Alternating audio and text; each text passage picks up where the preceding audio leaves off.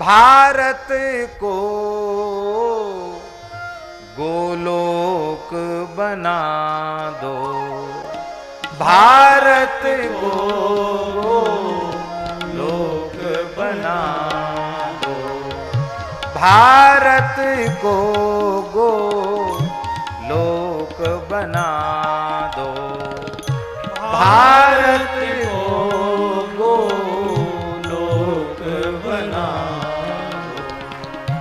जन जन का दुख शोक मिटा दो, जन जन का दुख शोक मिटा दो, भारत को गोलोक बना दो, भारत को गोलोक बना दो।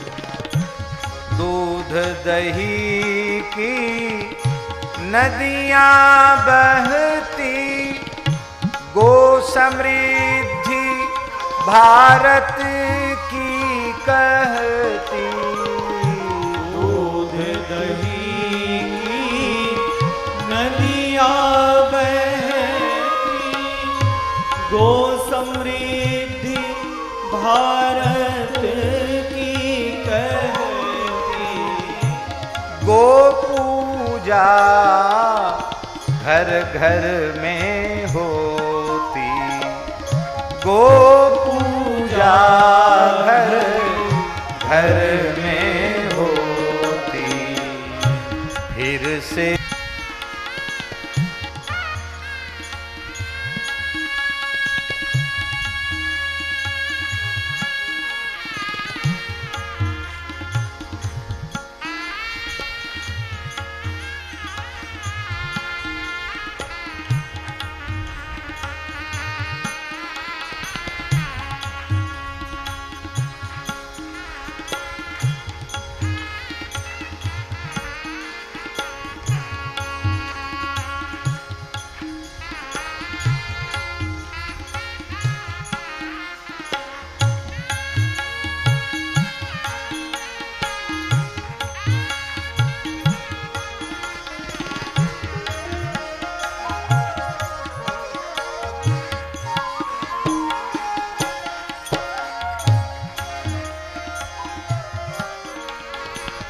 हे नाथ, ऐसी कृपा करें केवल ब्रज ही ब्रज नहीं, पूरा भारत ब्रज बन जाए।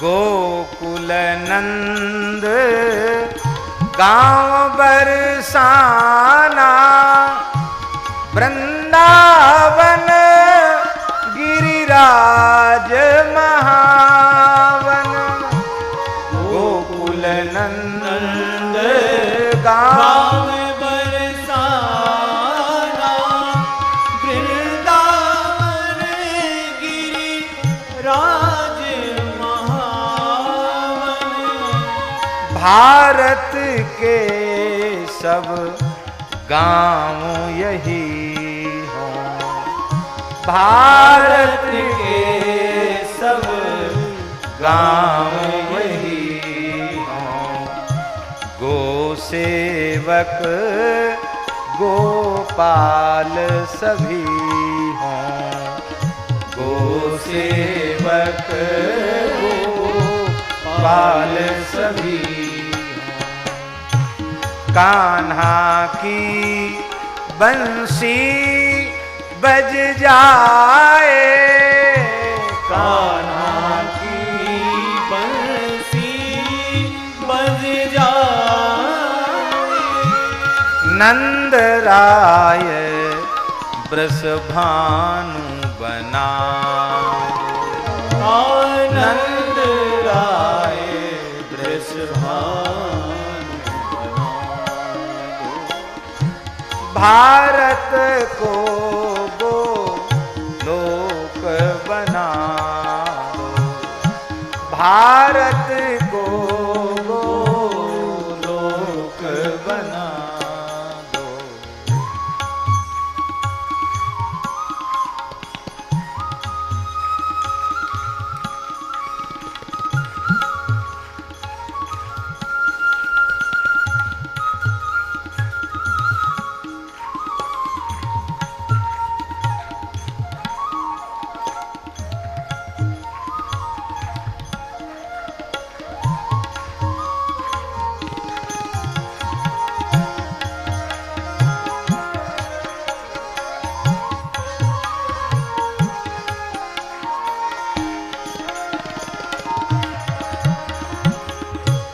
भारत तुम तो सिंह शिशु के बालक थे, तब दांत गिन रहे। भारत तुम तो सिंह शिशु के बालक थे, तब दांत गिन रहे। हाय जवानी कहाँ खो गई, गाय बिना क्या दशा हो गई। हाय जवानी कहाँ खो गई, गाय बिना क्या दशा हो गई। कमर झुक गई है भारत की, हार्ट अटैक शुगर पीड़ित है। कमर झुक गई है भारत की, हार्ट अटैक शुगर पीड़ित है। भीतर से खोखला हो गया, भीतर से खोखला हो गया। पंचगव्य की सुधा पिला दो, पंचगव्य की सुधा पिला दो। भारत को गो लोक बना दो, भारत को गो लोक बना दो।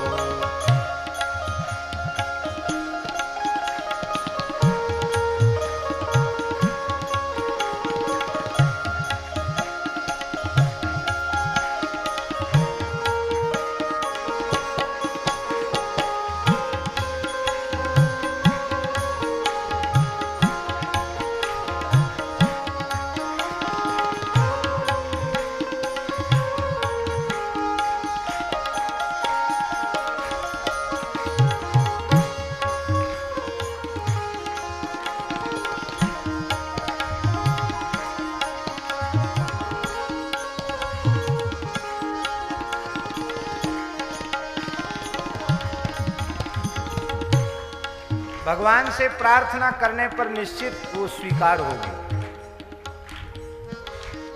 नेताओं को सद्बुद्धि भी भगवान ही देंगे, इसलिए केवल नेताओं के सहारे मत रहो। नेता नेता क्यों चिल्लाते, नेता तो बस अभिनेता है।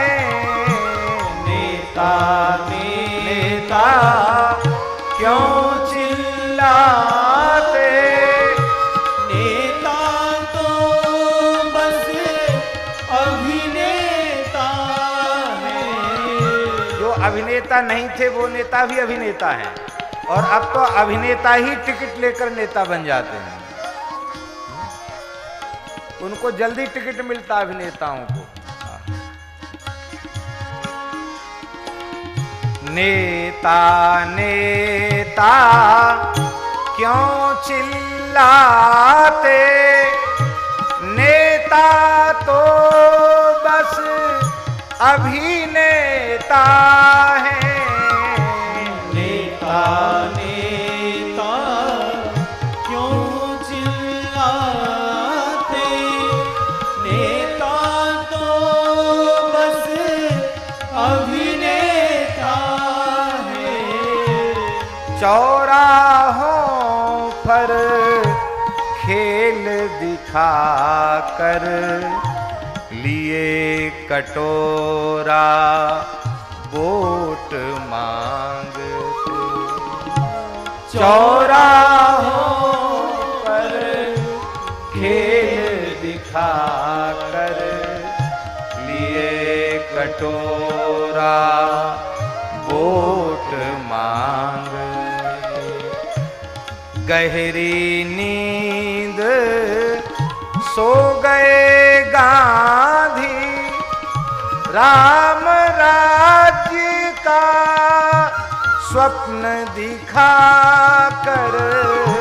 गहरी नींद सो गए गांधी, राम राज्य का स्वप्न दिखा कर।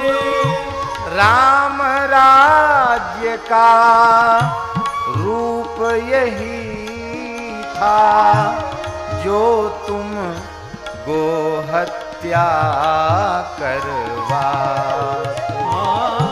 राम राज्य का स्वप्न यही था जो तुम गोहत्या करवा। क्या जो राम राज्य का स्वप्न राष्ट्रपिता महात्मा गांधी जी ने देखा था, क्या वो यही था कि स्वतंत्र भारत में गोवध बहुत बड़ी मात्रा में होने लग जाएगा, विश्व के मांस निर्यातकों में देश पहले स्थान पर पहुंच जाएगा? क्या यही सोचा था गांधी जी ने? गोहत्या कलंक भारत का, जन जन को जाकर समझा दो। गोहत्या कलंक भारत का, जन जन को जाकर समझा। भारत को गो लोक बना दो। भारत को गोलोक बना दो। भारत को गोलोक बना दो। भारत को गोलोक बना। आहा,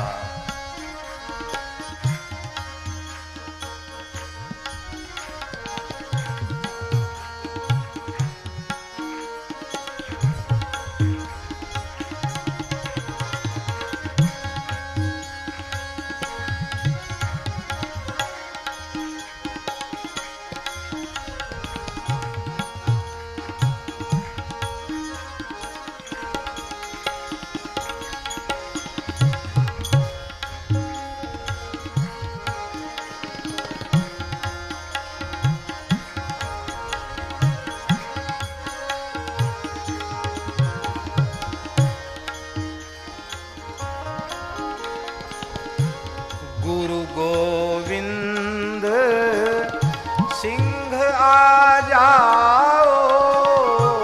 गुरु गोविंद सिंह आ जाओ। आज राष्ट्र को पुनः आवश्यकता है दसम बादशाह श्री गुरु गोविंद सिंह देव जी की। फिर से आवश्यकता है, जिन्होंने प्रार्थना की है कि हे प्रभु, गौघात को दुख से जग से मिटाऊं, पूरे संसार से गोवध का कलंक दूर करूं। गुरु गोविंद सिंह आ जाओ, गीत तुम्हारा गूंज रहा है। गुरु गोविंद सिंह आ जाओ, गीत तुम्हारा गूंज रहा है। गोरक्षक बलिदानी वीरों का स्वर अब भी गूंजे रहा है। गोरक्षक बलिदानी वीरों का स्वर अब भी गूंज रहा है।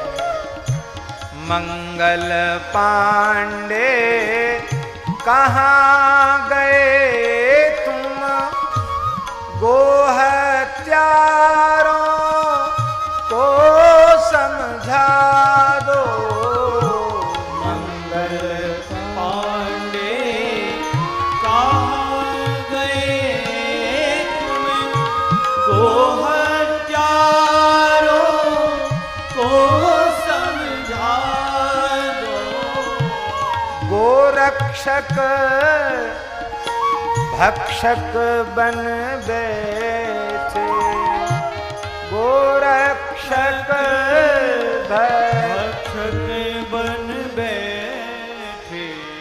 शासक गोरक्षक है, कोई गोमांस निर्यात करने वाला हो गया, ये आशा है इसका। जिनको गोरक्षा के लिए कुर्सी सौंपी थी वो गोमांस का निर्यात करने लगे।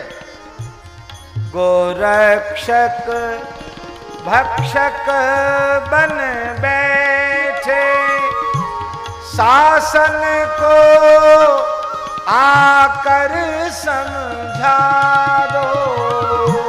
गोरक्षक भक्षक बन बैठे, शासन को आकर समझा दो। भारत को गोलोक बना दो, भारत को गोलोक बना दो, भारत को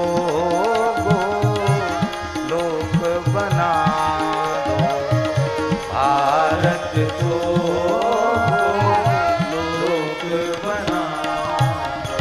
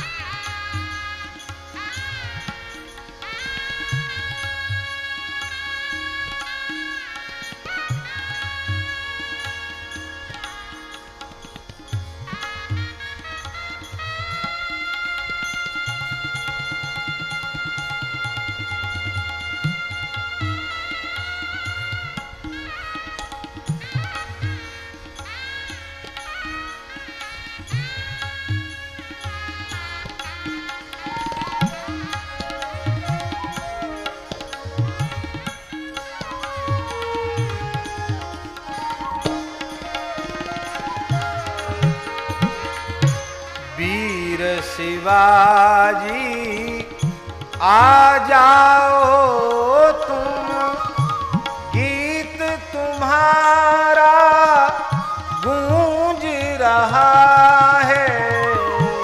वीर शिवाजी आ जाओ तुम, गीत तुम्हारा गूंज रहा है।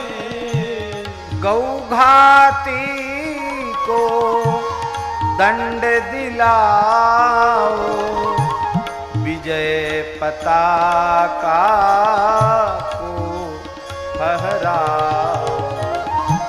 गौघाती को दंड दिलाओ, गोरक्षा का ध्वज फहराओ, गोरक्षा का ध्वज फहराओ। रणजीत सिंह केसरी जागो, रणजीत सिंह केसरी जागो। पंजाब केसरी महान राष्ट्रभक्त गोभक्त परम धर्मनिष्ठ श्री रणजीत सिंह जी रणजीत सिंह केसरी जागो, रणजीत सिंह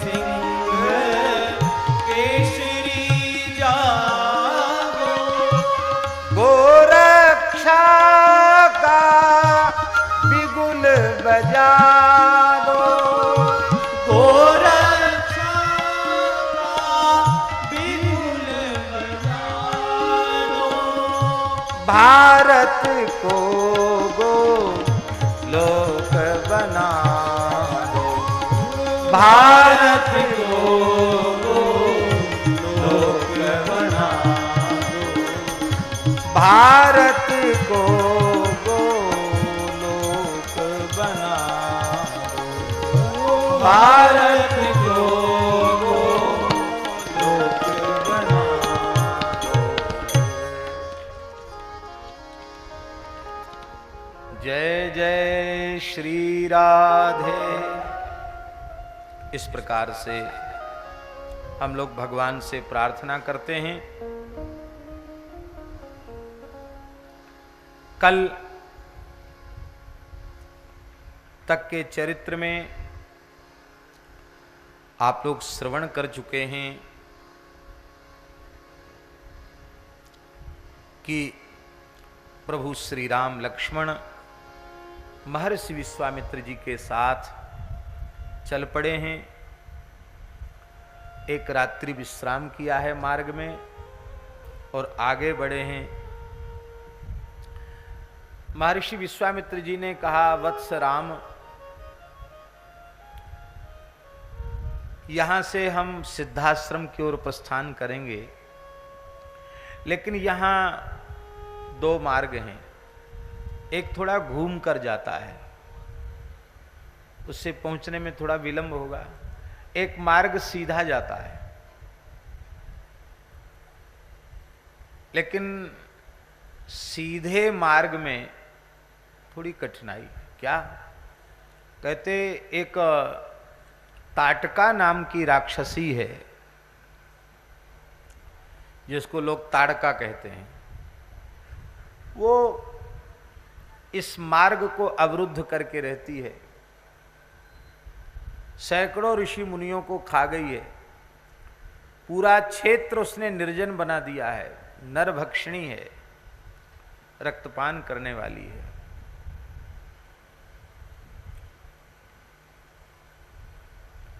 नृसिंह पुराण में महाराज जी लिखा है, राम राम महाबाहो ताटका नाम राक्षसी रावणस्य नियोगेन बसत्यस्मिन महावने। विश्वामित्र जी कहते रावण ने अपनी चौकी यहाँ स्थापित कर रखी है, रावण की आज्ञा से यहाँ रहती है।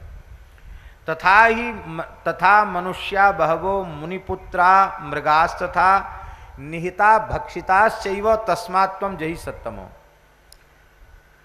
जंगली पशुओं को तो खा ही गई, मनुष्यों को खा गई, ऋषि मुनियों को खा गई, बड़ी दुष्टा है, उसको तुम मार डालो। किधर से चलना चाहोगे? राम जी बोले, मार्ग को अकंटक बनाने के लिए ही तो हम आपके साथ आए हैं, हम इसी रास्ते से चलेंगे। एक रामायण में एक कथा और आती है,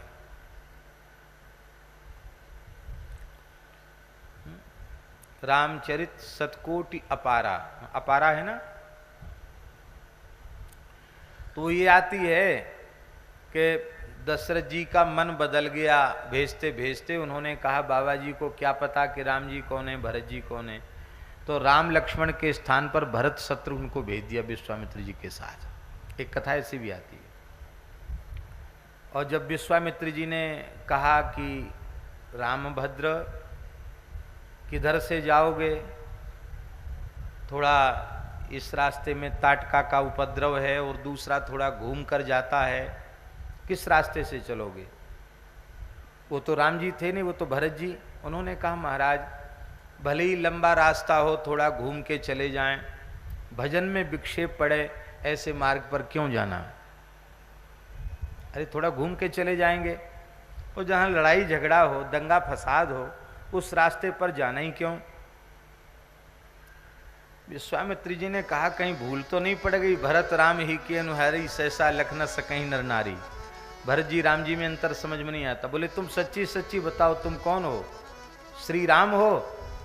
बोले मैं राम नहीं हूं, मैं तो उनका चरण सेवक भरत हूं। बोले तो चलो वापस चलो।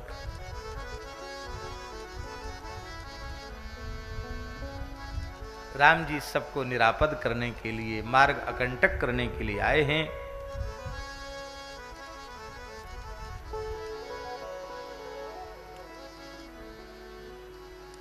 जैसे ही भगवान आगे बढ़े हैं, चले जात मुनि दीन दिखाई, चले जात मुनि दीन दिखाई, सुनि ताड़का क्रोध करि धाई, सुनि ताड़का क्रोध करि धाई, एक ही बाण प्राण हरि लीन्हा, एक ही बाण प्राण हरि लीन्हा, दीन जाने तेहि निज पद दीना, दीन जानते निज पद दीना, दीन जाने तेहि निज पद दीना, दीन जाने तेहि निज पद दीना। एक ही बाण से राम जी ने उसका वध कर दिया, अपना पद दे दिया, नित्य धाम प्रदान कर दिया।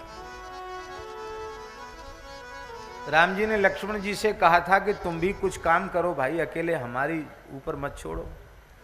महाराज जी वाल्मीकि रामायण में लिखा है कि लक्ष्मण जी ने अर्धचंद्राकार बाण से उस ताड़का के नाक कान जैसी आराम कर दिए, काट दिए। क्यों काटे नाक कान? बोले मारने का काम तो आप करना, नाक कान काटने का काम हम इसलिए कर रहे हैं कि इस कार्य में हमारी विशेष योग्यता है, कभी आगे भी आवश्यकता पड़े तो ये काम हम बढ़िया से कर सकते हैं। तो वाल्मीकि रामायण में लिखा है सूर्पनखा के नाक कान भी काटे और ताड़का के भी नाक कान श्री लक्ष्मण जी महाराज ने काटे।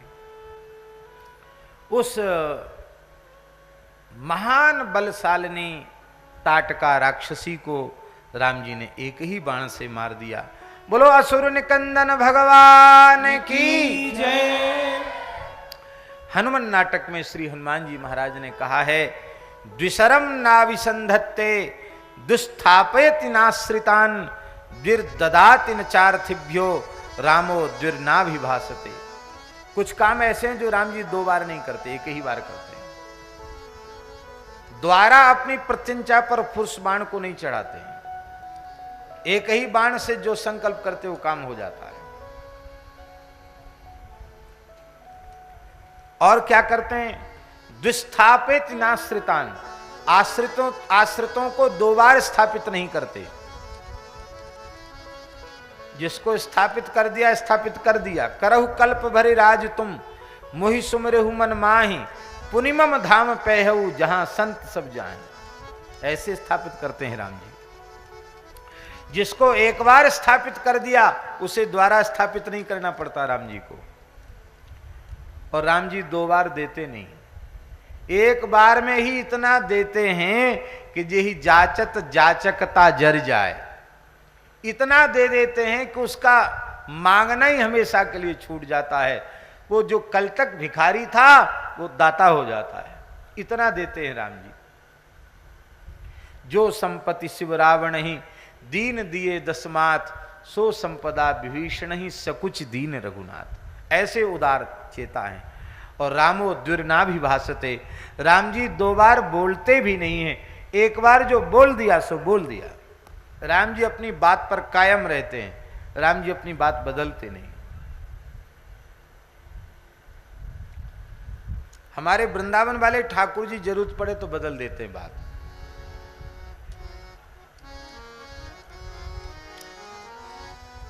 जब जैसा तब तैसा, वो देखते हैं कि भाई अब माहौल ऐसा ही है कि थोड़ा बदलना पड़े, वो बदल दो, कोई बात नहीं। राम जी नहीं बदलते। बोलो भक्तवत्सल भगवान की। इसलिए राम जी के जैसी मनुष्य में धर्मनिष्ठा होनी चाहिए और भगवान श्री कृष्ण के जैसी नीति निपुणता होनी चाहिए। जीवन में दोनों की जरूरत है। कृष्ण के जैसी कुशलता, चतुराई, नीति निपुणता भी जरूरी है और श्री राम जी के जैसी धर्मनिष्ठा भी जीवन में आवश्यक है। आहा।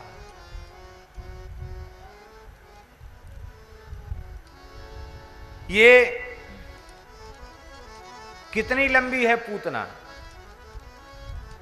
वाल्मीकि रामायण में लिखा है, सेयम पंथानमावृत्य बसत्यत्यर्ध योजने। ये महाराज जी 6 कोस की है पूतना। 6 कोस। 6 कोस का मतलब होता है 18 किलोमीटर।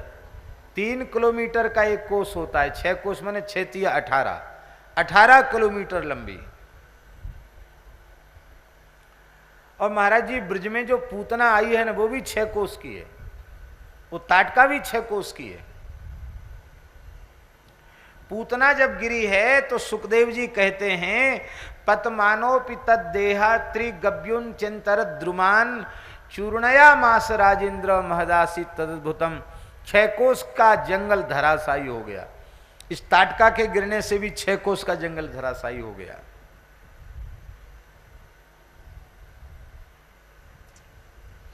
आचार्यों ने, श्री भूषण टीकाकार श्री गोविंदराज स्वामी जी ने, वाल्मीकि रामायण के टीकाकार, उन्होंने ताटका को अविद्या माना है, ताड़का को। और श्री वल्लभाचार्य जी ने पूतना को अविद्या माना है, तामसी वृत्ति कहा है। दोनों अविद्या हैं, कोई अंतर नहीं। दोनों 6-6 कोस की हैं।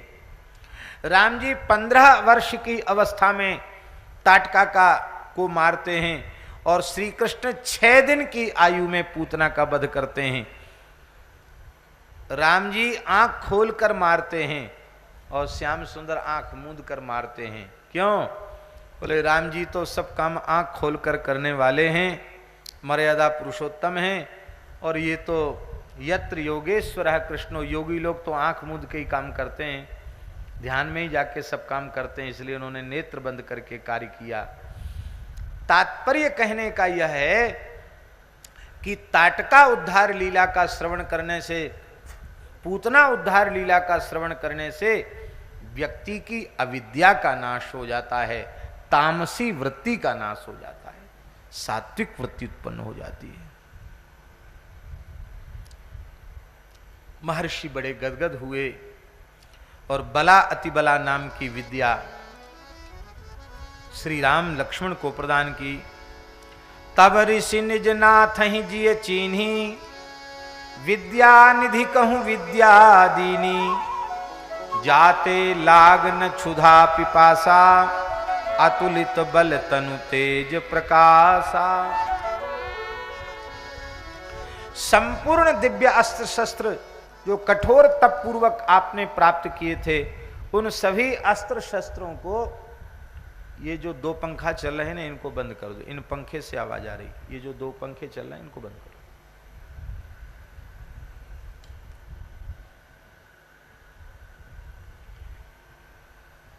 जय जय श्री राधे। संपूर्ण दिव्य अस्त्र शस्त्र महर्षि विश्वामित्र ने भगवान श्री राम को प्रदान किए। दंड चक्र, धर्म चक्र, काल चक्र, विष्णु चक्र, वज्र, त्रिशूल, ब्रह्मास्त्र, ऐशिकास्त्र, धर्मपास, कालपास, वरुणपास, तेजप्रभ, मानवास्त्र, शीतेशु, न जाने कितने अस्त्रों का नाम गिनाया है महर्षि वाल्मीकि ने। वो सब के सब अस्त्र राम जी को दिए हैं। वे सब अस्त्र मूर्तिमान होकर उपस्थित हुए हैं। प्रणाम किया है राम जी को और हाथ जोड़कर बोले, महाराज हम आपके सेवक हैं, आप हमें स्वीकार करें। ऊचुश्च मुदिता रामम सर्वे प्रांजलिस्तदा, इमेच परमोदार किंकरास्तव राघव। हे राघव, हम तुम्हारे किंकर हैं। राम जी ने सबको स्पर्श किया और कहा कि आप जब ऋषि के पास पहुँचे तो उन्होंने राम जी के मन में उनको बिठा दिया, राम जी के हृदय में स्थान दिला दिया। इसका क्या तात्पर्य है? अस्त्र शस्त्र जैसा कठोर व्यक्ति भी, वृत्ति वाला भी, यदि संत के निकट पहुंच जाए, संत उसको स्वीकार कर लें और संत के चरणों में पड़ जाए, तो संत उस दुष्ट से दुष्ट, कठोर से कठोर व्यक्ति को भी कभी न कभी ठाकुर जी के हृदय में जगह पाने के योग्य बना देते हैं।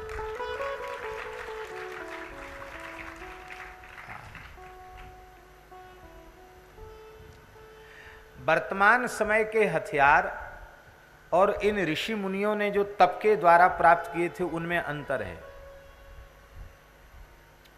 वर्तमान के जो अस्त्र शस्त्र हैं, भौतिक विज्ञान ने जिनका आविष्कार किया है,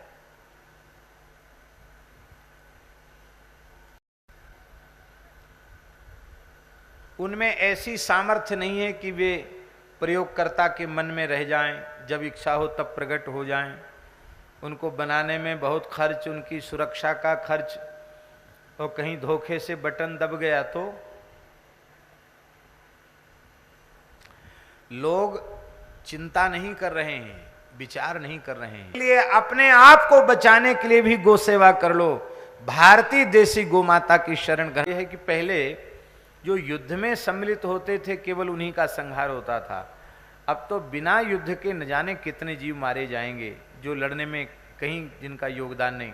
युद्ध करने वाले तो फिर भी किसी न किसी उपाय से बच जाएंगे, पर जो एकदम निरपराध निहत्थे हैं वे बेचारे मारे जाएंगे। ये है आज का विज्ञान।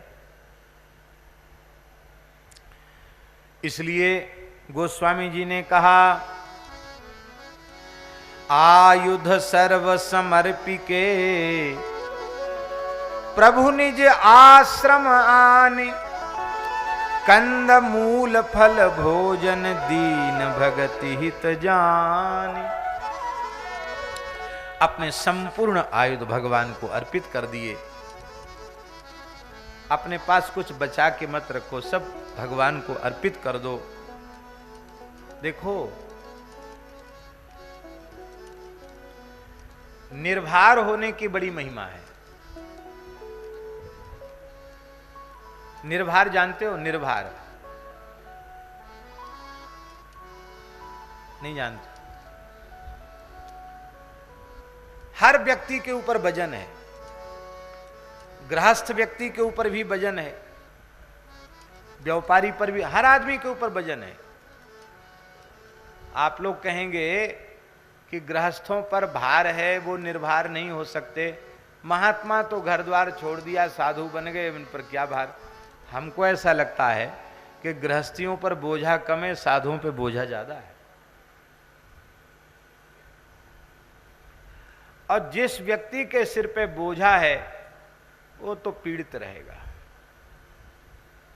ये बात जरूर है कि संसार के लोग अपने स्वार्थ के कारण केवल कुटुंब, गृह, परिवार, रुपया कौड़ी इसी का भार सिर पे रखते हैं, और संतों के हृदय में दया, करुणा, परोपकार की भावना अधिक है। इसलिए वो राष्ट्र में जो भयंकर गोहत्या जैसे अपराध हो रहे हैं उनके लिए उनको पीड़ा रहती, भार रहता है। लेकिन महाराज जी, विश्वामित्र जी ने एक उपदेश दिया, निर्भर हो जाओ, निर्भर हो जाओ। आप गृहस्थ हैं तो भी भार भगवान के चरणों में सौंप दो, और आप विरक्त हैं तब तो आपको अपने ऊपर भार रखना ही नहीं चाहिए। फिर तो भगवान के ऊपर छोड़ दो और बस ठाकुर जी से प्रार्थना करो, प्रभु आपने देह, इंद्रिय, मन, बुद्धि आदि जो कुछ दिया है ये सब मेरा नहीं है, आपका दिया हुआ है, आपका है। आप जैसे चाहें इसका उत्तम से उत्तम उपयोग करवा लें।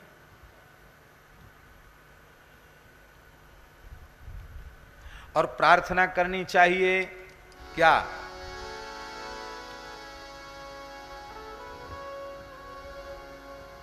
मेरे भार को सिर से उठा लीजिए, मेरे भार को सिर से उठा लीजिए, हे नंद किशोर दया सागर। मेरे भार को सिर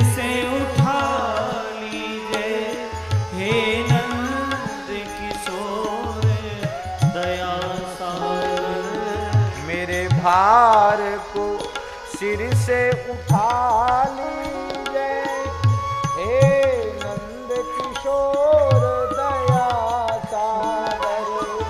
मेरे भार को सिर से उठा लीजिए हे नंद किशोर दया सागर। मेरे भार को सिर से उठा लीजिए हे नंद किशोर दया सागर।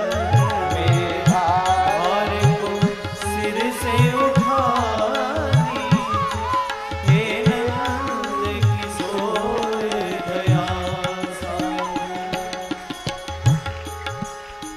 ये प्रार्थना हर व्यक्ति को भगवान के चरणों में करनी चाहिए।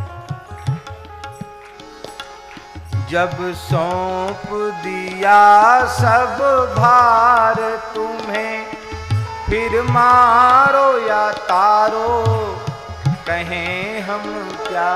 जब सौंप दिया सब भार फिर मारो या तारो।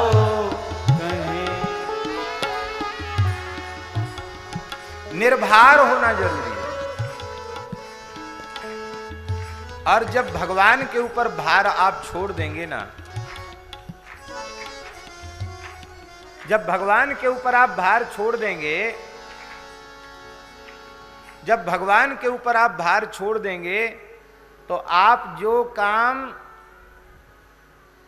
1000 स्वरूप धारण करके भी नहीं कर पाएंगे ना, वो काम भगवान बड़ी सरलता से कर देंगे। बड़े से बड़ा काम।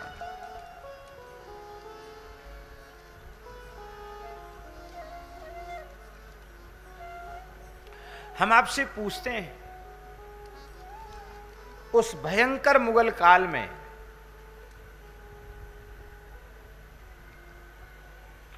श्री गुरु नानक देव जी महाराज ने, उनका पूरा जीवन चरित्र आप पढ़िए। उस भयंकर मुगल काल में जो कार्य उन्होंने भारतीय वैदिक सनातन धर्म की रक्षा के लिए किया, हिंदू धर्म की रक्षा के लिए किया, क्या सैकड़ों वर्ष में भी कोई व्यक्ति कर सकता है क्या? आज हम चाहें, स्वामी जी चाहें कि हम मक्का मदीना चले जाएं, जा सकते हैं? लेकिन उस काल में गुरु नानक देव जी वहां अरब तक गए। आप सोचिए, ये किसकी सामर्थ्य थी? आहा, यही है जो ईश्वर पर भार छोड़ देते हैं, निर्भर हो जाते हैं, उनमें ईश्वर की अनंत शक्ति अवतरित हो जाती है। ऐसे महत्पुरुषों में और परमात्मा में अणुमात्र अंतर नहीं रह जाता, वो भगवत रूप हो जाते हैं, भगवान के स्वरूप हो जाते हैं। वे जो चाहें सो कर सकते हैं। जैसे ईश्वर को कुछ करने के लिए किसी के सहयोग की आवश्यकता नहीं है, यही सृष्टि उपाई त्रिविध बनाई संग सहाय न दूजा, ऐसे ही जीवन मुक्त भगवत रूप संत, उनके भाव में जो आता है वो अपने आप हो जाता है। बस निर्भर हो जाएं। और महाराज जी, भगवत शरणागति ही जीव को निर्भर बनाती है, निर्भर, भार मुक्त। भगवान की शरणागति जीव को भार मुक्त बनाती है। जय जय श्री राधे।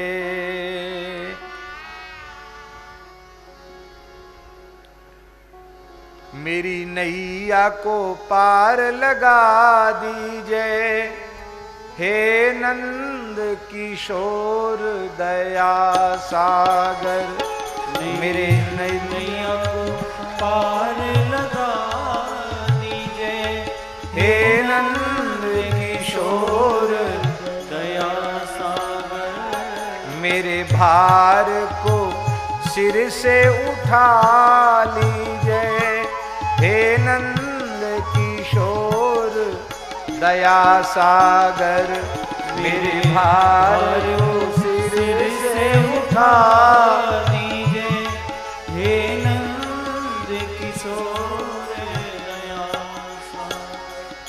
हे नंद किशोर दया सागर, हे अवध किशोर कृपा सागर, हे नंद किशोर दया सागर, हे अवध किशोर कृपा सागर।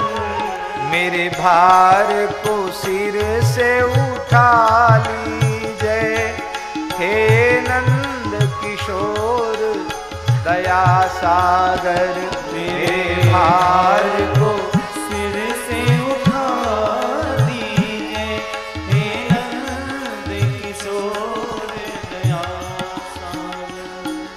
मैं भूल गया तुमको गिरिधर, दुनिया के धंधों में फंस कर मैं भूल गया तुमको गिरधर, दुनिया के धंधों में फंस कर। मैं भूल गया तुमको रघुवर, दुनिया के धंधों में फंस कर मैं भूल गया तुमको रघुवर, दुनिया के धंधों में फंस कर। अपराध को मेरे क्षमा कीजिए, हे नंद किशोर दया सागर, अपराध को मेरे क्षमा कीजिए, हे नंद किशोर दया सागर। तब विमुख अनेकों जन्म गए, अस्थावर जंगम रूप धरे।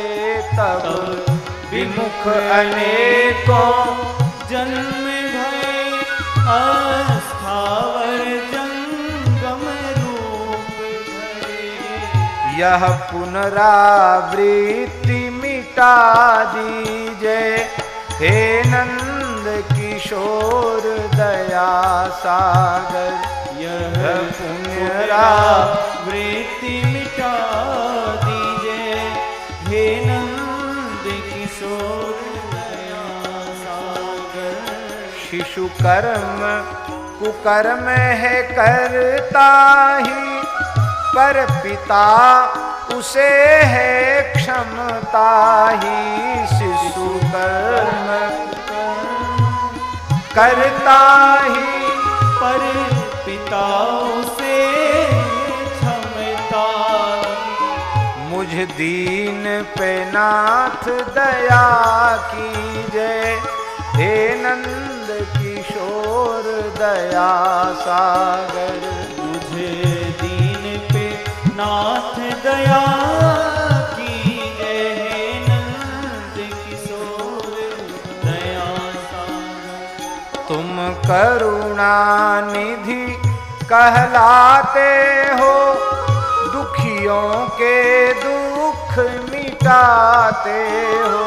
तुम करुणा निधि कहलाते हो, दुखियों के दुख मिटाते हो।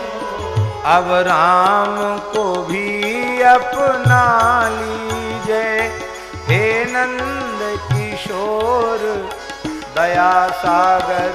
अब राम को भी अपना लीजिए, हे नंद किशोर दया सागर। मेरे भार को सिर से उठा लीजिए, हे नंद किशोर दया सागर। मेरे भार को सिर से उठा दीजिए, हे नंद किशोर दया। महर्षि विश्वामित्र जी निर्भर हो गए। आयुध सर्व समर्पिके प्रभु निज आश्रम आने, कंद मूल फल भोजन दीन भगति हित जाने। अब रात्रि विश्राम किया।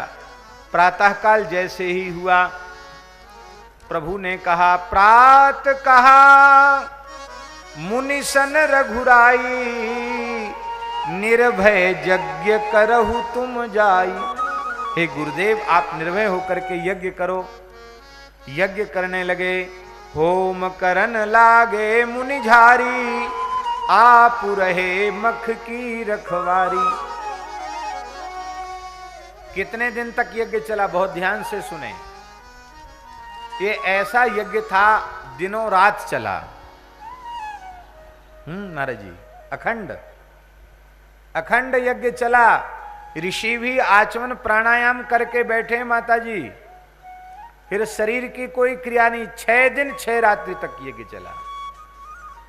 कितने दिन? 6 दिन 6 रात्रि। और हमारे रघुनाथ जी केवल 15 वर्ष के हैं।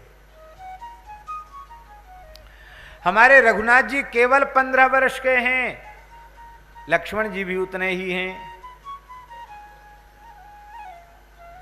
इतने ही आयु है लक्ष्मण जी महाराज की। और महर्षि वाल्मीकि कहते, अनिद्रम षडहो रात्रम तपोवन मरक्षताम। राम लक्ष्मण जी ने 6 दिन 6 रात्रि तक अपने पलक भी नहीं गिराए। धनुष की प्रत्यंचा खींच करके, बाण सरसंधान करके, ऐसे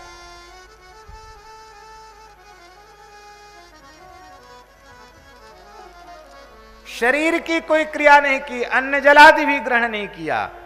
यह है प्रभु की का धर्म रक्षक, गोरक्षक, राष्ट्र रक्षक स्वरूप, यज्ञ रक्षक स्वरूप।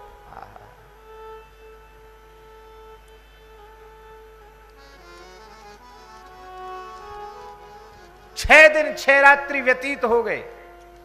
यज्ञ की पूर्णाहुति भी हो गई। राम जी ने कहा, लक्ष्मण अब झपकी नहीं आनी चाहिए, क्योंकि पूर्णाहुति हो गई, फिर भी यज्ञ में कहीं गंदगी डाल दी न सुरों ने तो सब किया कराया व्यर्थ हो जाएगा, सब पर पानी फिर जाएगा। अब ये आ सकते हैं कुछ न कुछ उपद्रव करने के लिए। चर्चा कर ही रहे थे, तब तक पूरा आकाश भर गया राक्षसों से। आप सोचेंगे कितने थे? 100 थे, 200 थे, 1000 थे, लाख थे, कितने थे? मारीच और सुबाहु 60 करोड़ राक्षसों की सेना लेकर आए। कितने? 60 करोड़। पूरा आकाश काला काला काला काला काला एकदम छा गए। राम जी ने कहा, ये सब बादल नहीं है, ये सब राक्षस हैं। कहीं इन्होंने गंदगी चीज यहां डाल दी तो सब व्यर्थ हो जाएगा हम लोगों का श्रम। क्या करोगे? राम जी बोले, देखो मारीच को तो हम मारेंगे नहीं। क्यों? आगे काम लेना है इनसे। इसलिए बिना फरका बाण मानवास्त्र से राम जी ने मारीच को 100 योजन दूर भेज दिया, 1200 किलोमीटर दूर भेज दिया। मरा नहीं वो। सुबाहु का भगवान ने संहार कर दिया। अब बोले, 60 करोड़ तुम्हारे हिस्से में। लक्ष्मण जी से कहा, एक को तो हमने दूर फेंक दिया, एक को भस्म कर दिया, अब ये 60 करोड़ है ना तुम्हारे बट में, तुम्हारे हिस्से में। लक्ष्मण जी ने पावकास्त्र का प्रयोग करके, आग्नेयास्त्र का प्रयोग करके, एक ही बाण से लक्ष्मण जी ने 60 करोड़ों को उतनी देर में जलाए जितनी देर में पलक झपकता है, पलक गिरता उतनी देर में। और कितनी चतुराई से किया उन्होंने कार्य। एक निमिष में उनको समाप्त करके उनकी राख भी नीचे नहीं गिरने दी। वो जल के उनकी राख हड्डी नीचे गिरेगी, फिर सब अशुद्ध हो जाएगा। तो पावकास्त्र से जलाया और वायव्यास्त्र से उड़ा करके उनकी भस्म को सबको गंगा सागर भेज दिया, सबका उद्धार कर दिया।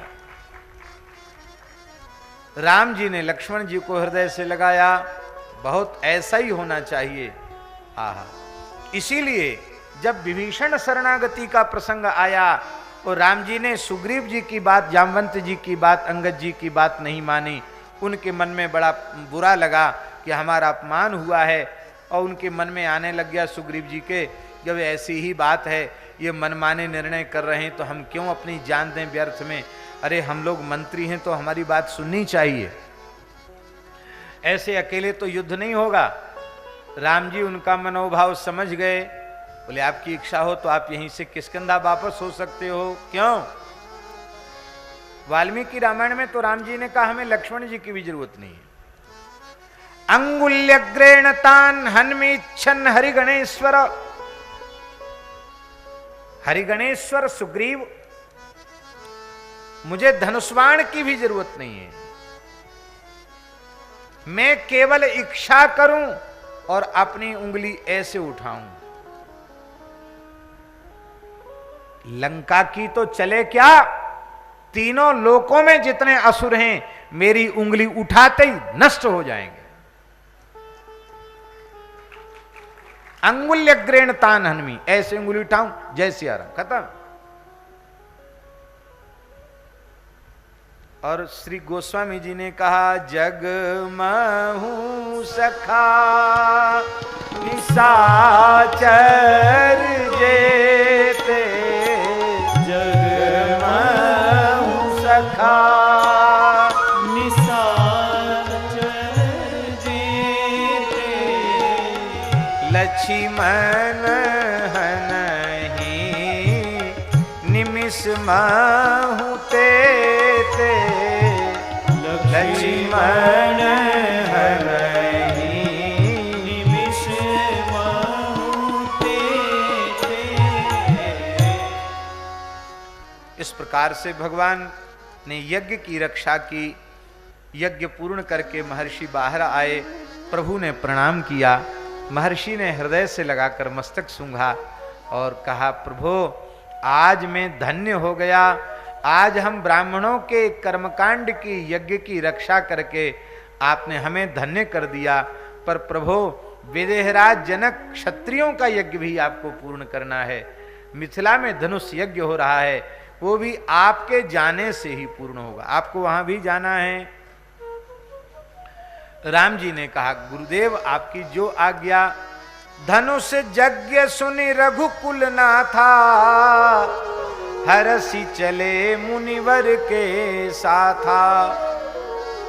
और जब मुनिवर के साथ चले तो मार्ग में एक निर्जन स्थान दिखाई पड़ा, और उस निर्जन स्थान को देख करके भगवान ने पूछा महर्षि ये क्या बात है। हे गुरुदेव ये मैं क्या देख रहा हूं, इतना सुंदर आश्रम एकदम निर्जन पड़ा हुआ है, यहां कोई दिखाई नहीं पड़ रहा है।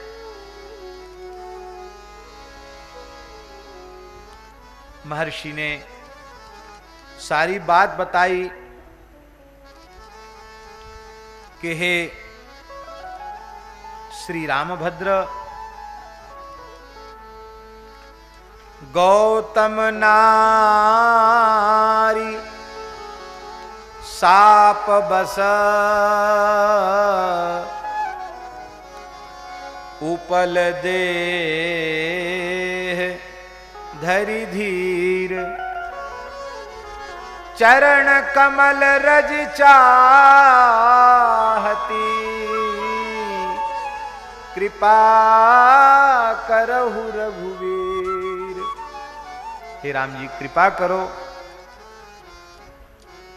श्री राम जी ने कहा जो आज्ञा। जैसे ही राम जी आगे बढ़े हैं, राम जी ने चरण छुआया नहीं, राम जी के चरण की रज उड़कर जैसे ही शिला पर पड़ी है, बस परसत पद पावन, शोक न सावन, प्रगट भई तप पुंज सही, देखत रघुनायक जन सुखदायक, सन्मुख हुई कर जोर, अति प्रेम अधीरा पुलक शरीरा, मुख नहीं आवे बचन कही, अतिशय बड़ भागी चरण लागी, जुगल नयन जलधार।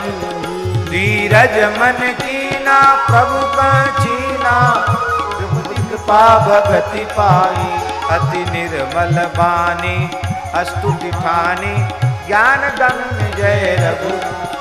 मैं नारी पावन सब जग, रावण रिपुजन सुखदाई, राजीव विलोचन भव भय मोचन, पाहि पाहि मुनि शाप जो दीना, अति भल कीना, परम अनुग्रह में मां, देखऊं बरि लोचन हरि भव मोचन, इहे लाभ शंकर। बिनती प्रभु मोरी मैं अति गोरी, नाथ न मांगऊं बर, पद कमल परागा रस अनुरागा, मम मन मधुप करे पाना। यही पद सुर सरिता परम पुनीता, प्रगट शीस धरी सोई पद पंकज जी, पूजत अज मम सिर धरे कृपाल। यही बात सिधारी गौतम नारी, बार बार हरि चरण परी, जो अति मन भावा सो बर पावा, गए पति लोक आनंद भरी। अस प्रभु दीन बंधु हरि कारुण रहित दयाल, कारण रहित दयाल, तुलसीदास सठताहि भज, छाड़ी कपट जंजाल। सियावर रामचंद्र की जय। अहिल्या ऋषि लोक को चली गई, महर्षि गौतम के साथ मिल गई और प्रभु श्री राम वहां से आगे बढ़े हैं।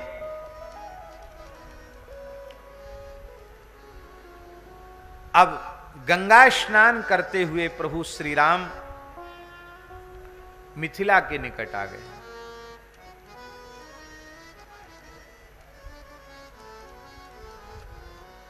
मिथिला का दर्शन करके राम जी के मन में बड़ी प्रसन्नता हुई। मिथिला को वंदन किया है और देख अनुपम एक अमराई, सब सुपास सब भांति सुहाई।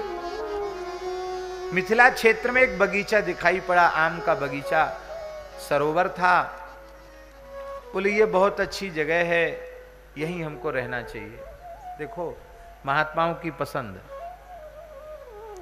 हमारे वृंदावन के स्वामी श्री भगवत ऋषि जी महाराज कहते हैं, नदी किनारो गिरि शिखर, बाग इको सो देख, भगवत जन बिल में तहां बाढ़े भजन विषेक। महात्माओं को कौन सी जगह पसंद होती है? नदी का किनारा हो, नदी का घाट नहीं, नदी का किनारा। घाट पे तो भीड़ रहती है, भीड़ भाड़ अच्छी नहीं लगती महात्माओं को। नदी किनारो गिरि शिखर, पर्वत का शिखर, चोटी बहुत अच्छी लगती है। बूढ़े केदार में हम कथा कहने गए, एक महात्मा आए, सन्यासी महात्मा, बहुत अच्छे संत, वृद्ध। लोगों ने कहा महाराज बड़े दुर्गम पहाड़ में ये रहते हैं, जवान आदमी उतनी ऊपर न चढ़ पावे। वो कथा सुनने आए थे और कथा सुन के चले भी जाते थे। मैंने कहा महाराज जी आप इतने ऊपर रहते हैं? वो हंसने लगे, बोले महाराज जी मेरा चेला तो मुझसे और ऊपर रहता है। वो ऐसी जगह में रहता है कि वहां तो पहाड़ी लोग भी नहीं पहुंच पाते, ऐसी जगह रहता है, रास्ता ही नहीं है। एक गुफा जैसी उसमें रहता है और वहां एक झरना है, उसी से काम चल जाता। मैंने कहा वहां कोई पहुंचता नहीं तो खाता कैसे है? बोले सप्ताह में एक दिन मेरे पास आता है, हमारी गुफा में कोई आलू आटा वगैरह कुछ होता तो उठा के ले जाता है। ऐसी दुर्गम जगहों पर जाकर संत बैठ जाते जहां किसी को पता न चले। ये है संतों की वृत्ति।